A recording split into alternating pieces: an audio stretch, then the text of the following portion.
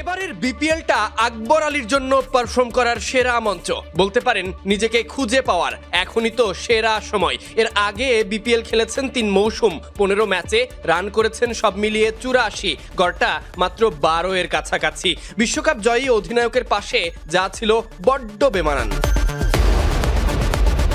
2020 সালের বিশ্বকাপ জয় থেকে আলোচনা, এরপর 4 বছর পেরিয়ে 5 বছরের অপেক্ষায় তার অনেক সতীর্থ এই জাতীয় দলে ঢুকলো, আর আকবর আলী বাইরেই অপেক্ষা করলো। সুযোগ আসছে না, যদিও ঘরোয়া ক্রিকেটে সেভাবে নিজেকে প্রমাণ করতেও পারছেন না।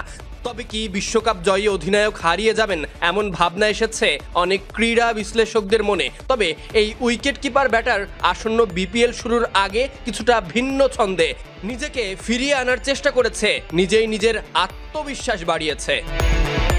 এবার বিপিএল এর আগে খেলা এনসিএলে ছিলেন দারুণ ছন্দে, তাই বিপিএল এ পা রাখছেন আত্মবিশ্বাস নিয়ে। এবার এনসিএলে 208 রান করেছেন 150 স্ট্রাইক রেটে। বলছিলাম আকবর আলীর কথা। অধিনায়ক হিসেবে রাজশাহীকে টুর্নামেন্ট জিতিয়েছেন, দারুণ আত্মবিশ্বাসী হয়েছেন। বিপিএল এ খেলবেন ওই রাজশাহীর হয়ে, এখন বাকি দল আর নিজের পারফর্ম করা। নিজেকে খুঁজে পেতে বিপিএল এর আগে ব্যাটিং নিয়ে কাজ করেছেন, সেই ফলাফল পেয়েছেন এনসিএলে। এইচপি ইউনিটে নিজের সেরা প্রস্তুতিটাই নিয়েছেন কোচ রাজিন সালে আর সোহেল ইসলামকে সঙ্গে নিয়ে। স্পেশালি আমি এই যে লাস্ট এইচপি ক্যাম্প যেটা ছিল, এখানে মোর আমি হোয়াইট বলে ফোকাস করেছিলাম, তো রাজিন ভাইয়ের সাথে সেখানে কাজ হয়েছিল।